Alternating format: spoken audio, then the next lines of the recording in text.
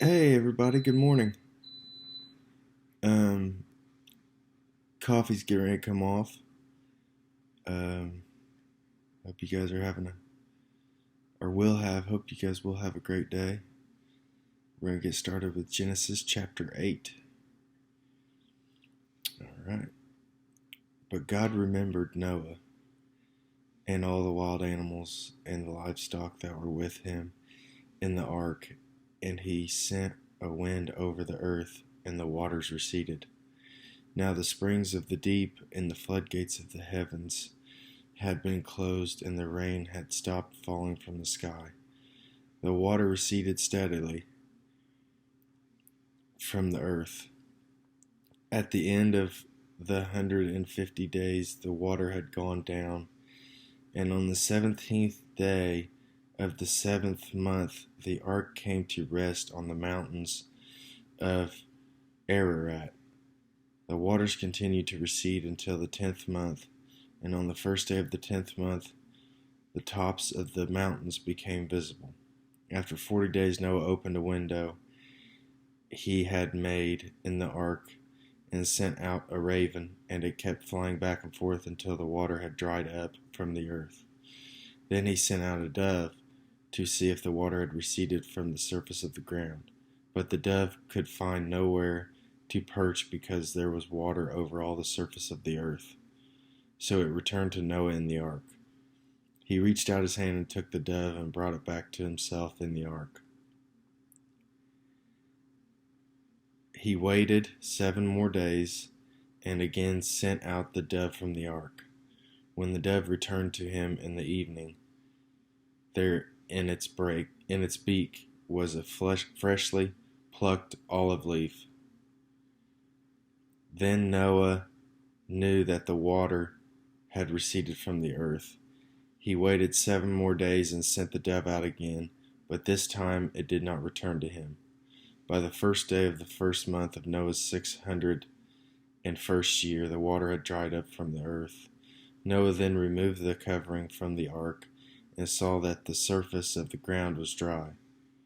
By the 27th day of the second month, the earth was completely dry. Then God said to Noah, "Come out of the ark, you and your wife and your sons and their wives. Bring out every kind of living creature that is with you, the birds, the animals, and all the creatures that move along the ground, so they can multiply on the earth and be fruitful and increase in number on it." So Noah came out, together with his sons and his wife and his sons' wives, all the animals and all the creatures that move along the ground and all the birds, everything that moves on land, came out of the ark, one kind after another. Then Noah built an altar to the Lord, and taking some of all the clean animals and clean birds, he sacrificed burnt offerings on it.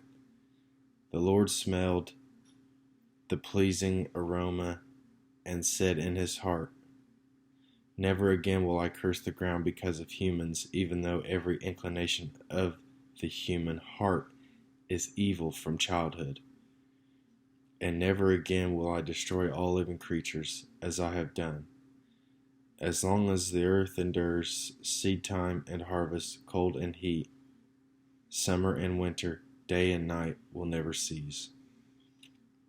So this is his promise, even though he says that, he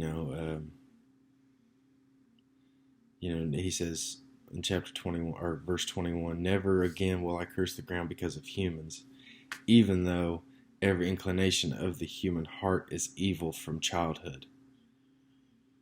So that's a real good point, because you know I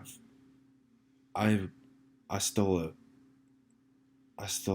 pocket knife from Dollar General when I was 3 years old. You know, so that just proves right there that you are.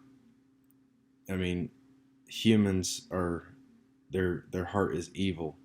From childhood, and my heart was evil up until I read the Bible. And it changed my heart, and and I thank God for that. And if you're in a life of sin, or you're just you have nobody to turn to or nowhere to go, God is always with you, no matter what. Um, I'm glad. I'm glad you guys are watching, and if you like the video, you can hit that thumbs up button. And if you got any questions or comments, just drop them down below. And if you like all the videos, you can go ahead and subscribe to the channel. All right. Thanks for listening, guys. Have a great day.